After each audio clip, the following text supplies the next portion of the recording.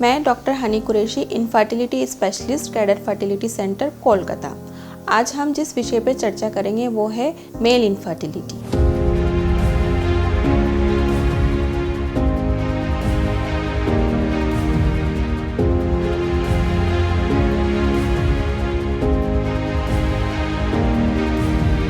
Infertility यानी निसंतानता आज के दौर की एक प्रमुख समस्या होती जा रही है। देखा गया है कि प्राय 10 से 15% कपल्स में ये समस्या देखी जा रही है, लेकिन दुर्भाग्यवश हमारे समाज में महिलाओं को ही इस समस्या के लिए रिस्पॉन्सिबल माना जाता है, किंतु ऐसा नहीं है।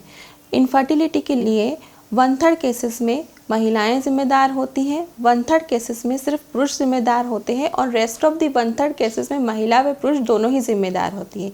तो इस तरह से 50% इनफर्टिलिटी में पुरुष जिम्मेदार होते हैं, जो कि बहुत ही इम्पॉर्टेंट एक फैक्टर है।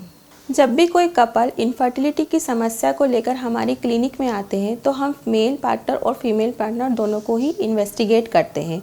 पुरुषों में एक ही प्राथमिक टेस्ट किया जाता है, हस्बैंड सीमेन एनालिसिस।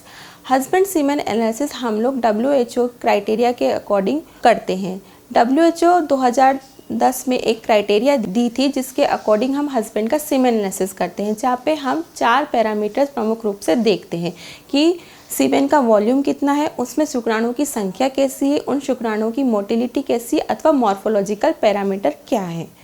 सीमेन टेस्ट करने के लिए दंपत्ति को 2 से 7 दिन का एब्स्टिनेंस मेंटेन करना होता है। WHO के अनुसार 15 मिलियन पर ml शुक्राणुओं की अगर संख्या है, स्पर्म कंसंट्रेशन है, तो इसको नॉर्मल माना जाता है।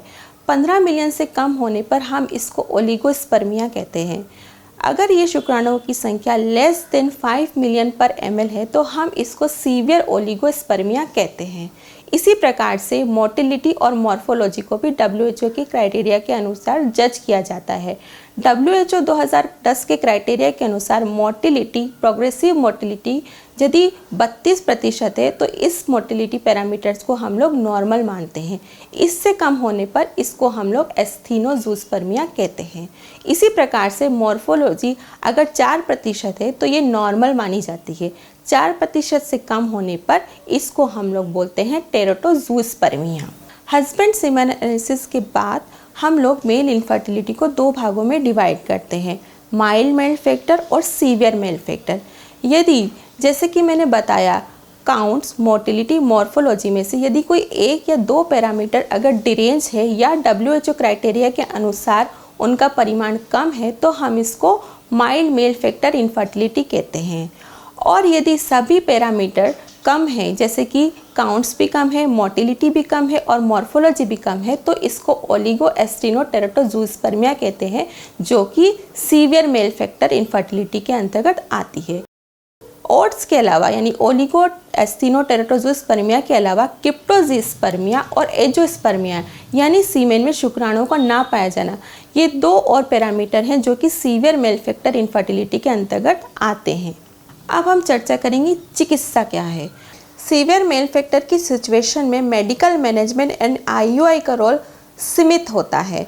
यहाँ पर यदि कपल्स में सीवियर ओलिगोएस्टेनोटेरोटोजूस्पर्मिया है या क्रिप्टोजूस्पर्मिया है और एंजियोस्पर्मिया है तो हम उनको IVF और ICSI की सलाह देते हैं, जिसके द्वारा वह सफलता की प्राप्ति या सक्सेस का रेट कंपैरेटिवली ज़्यादा होता है। यहाँ पे हम लोग IVF में भी एक विशेष प्रकार की तकनीकी का यूज़ करते हैं, जिसको हम लोग बोलते हैं ICSI यानी कि इंट्रासाइटोप्लाज्मिक स्पर्म इंजेक्शन। यदि पुरुष को एंजियोस्पर्मिया है तो उसके वीर्य में शुक्राणु नहीं होते हैं, तब हम लोग पुरुषों के टेस्टिस से स्पर्म को स्पर्म रिट्रीवल टेक्निक द्वारा निकालते हैं और ये स्पर्म को ICSI के माध्यम से अंडे में डाला जाता है और भ्रूण बनाए जाते हैं, फर्टिलाइजेशन कराया जाता है। और एक तकनीक जो क्रेडल फर्टिलिटी सेंटर में उपलब्ध है, IMSI यानी कि मॉर्फोलॉजिकली सेलेक्टेड स्पर्म इंजेक्शन, इसमें शुक्राणुओं को 7000 गुण बढ़ा करके देखा जाता है। ये तकनीक का उपयोग हम लोग सीवियर ओलिगोएस्टेनोटेरोटोजूस्पर्मिया में करते हैं। यहाँ पे हम लोग स्पर्म को 7000 गुना बढ़ा करके देखते हैं और जो बेस्ट सेलेक्टेड स्पर्म होते हैं उनको ही ICSI के माध्यम से अंडा में इंजेक्ट किया जाता है और भ्रूण बनाया जाता है। इस पद्धति के द्वारा देखा गया है कि भ्रूण ज़्यादा मात्रा में ब्लास्टोसिस स्टेज में जाते हैं और फर्टिलाइजेशन रेट अच्छा होता है और सफलता इक्सीस के कंपैरिजन में थोड़ा बेहतर होता है। तो मैं आशा करती हूँ कि इस वीडियो के द्वारा पुरुष जनित जो निसंतानता है उसके विषय में कंसेप्ट क्लियर हुए होंगे।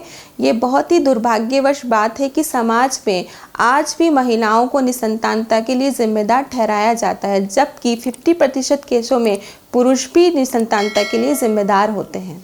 नमस्ते।